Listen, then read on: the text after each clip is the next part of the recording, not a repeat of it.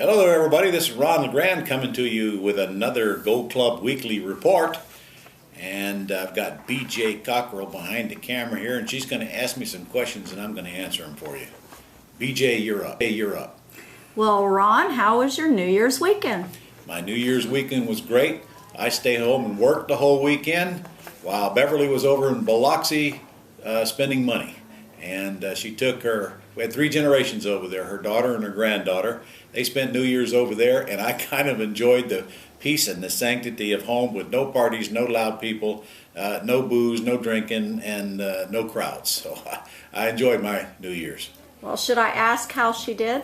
No. Okay. We'll skip that. Okay, good. Well, Ron, tell us about your house hunting adventure I think that you and Tish had this weekend. How did that go? Well, yes, we're actively pursuing properties that are being sold at the courthouse steps. In fact, I bought one today at the courthouse steps.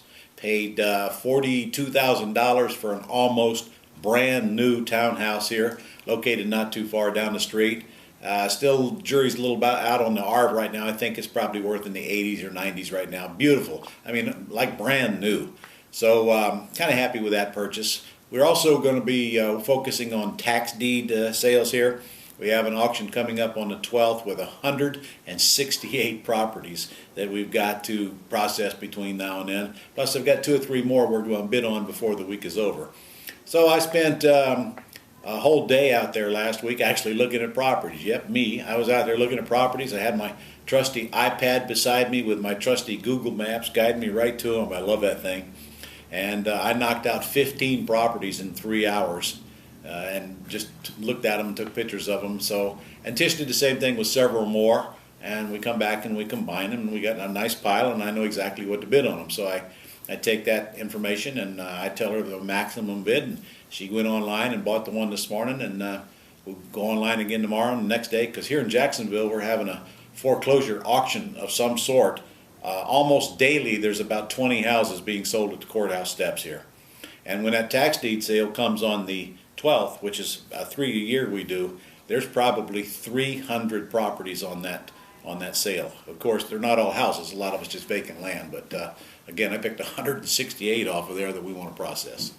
Well, Ron, are you buying in all parts of town, or are you limited No. to a certain part? Well, on the tax deed sales, some of the taxes owed are so cheap. I mean, when you can go out and get a house, even if it's only worth $50,000-$60,000, but they got $5,000 worth of taxes owed on them, you gotta be there and bid at least the amount of the taxes once we verify there's a house on the land, because a lot of the properties on a tax deed sale, the house has been bulldozed, so you gotta be careful of that. So good thing about the tax deed sale is it wipes out all of the liens, or most of them. There's a couple that it could remain, such as other governmental liens, but for the most part you get good clear title. So I'm going to go bid on the lower end properties with the small amounts owed on them. But we're also going to be bidding on some higher price stuff. And here in Jacksonville, the minimum bid on a tax deed sale, if it's owner occupied, starts at 50% of the assessed value plus 5%. So many of them have a starting bid on it, frankly, more than I'm willing to pay for the property, because sometimes the assessed values, in fact, right now, the assessed values are actually kind of high for all the properties, because we took a big hit in equity or in value, but the assessed values don't go down with that. So a lot of them will get kicked out simply because the minimum bid's too high. Okay. Well, of the ones that you saw this weekend, did you have a favorite one, and was it a pretty house or an ugly house? Well, back to your subject though, the ones that I looked at to go bid on the courthouse steps now, we picked out 5 or 6 zip codes, and we stuck to those zip codes. And that's why it didn't take me long to look at 15 houses. They were not too far apart. But from the tax deed sales, different story. I'll go anywhere on those. But if I buy those cheapies, I'm just going to flip them, wholesale them, and get out of them and be done with it. The ones that I buy that are in excellent condition in nice neighborhoods, like the one I bought today, I'll probably just keep it, put a lease option tenant buyer in there, and get a private loan on it to cover what I paid for it, and amortize it 5, 6, 7 years, and have it free and clear, and have it pay for itself along the way. Okay, great. Well, while we're on the subject, what's the ugliest house you ever saw and still bought? The ugliest house that I ever bought was about a 3,000 square foot house, and literally the roof was caving in the middle. Rain was coming into the house, The rocks were rolling off the roof. Yeah, we got rocks on some roofs down here in Florida. Right into the living room, and the people were literally just letting that mess come in there, mold all around it, and they were just living around it. I bought that house, and boy, I wished I hadn't, because the repair costs on that thing were about twice as much as I thought they were. That rot just got into that house, and it just spread. And we finally sold it. I think I probably broke even on that thing, but it was a big repair job and hard to sell. And of course, Murphy creeped in, and we didn't make any money on it, so it was a good lesson. I stay away from those seriously major rehabs, and have for a long time. Okay. Well, Ron, speaking of lessons, some of the Gold Club members have been asking us when we're going to do more real estate training videos for the site. Oh, they are they? As fast as this old body can get around to it.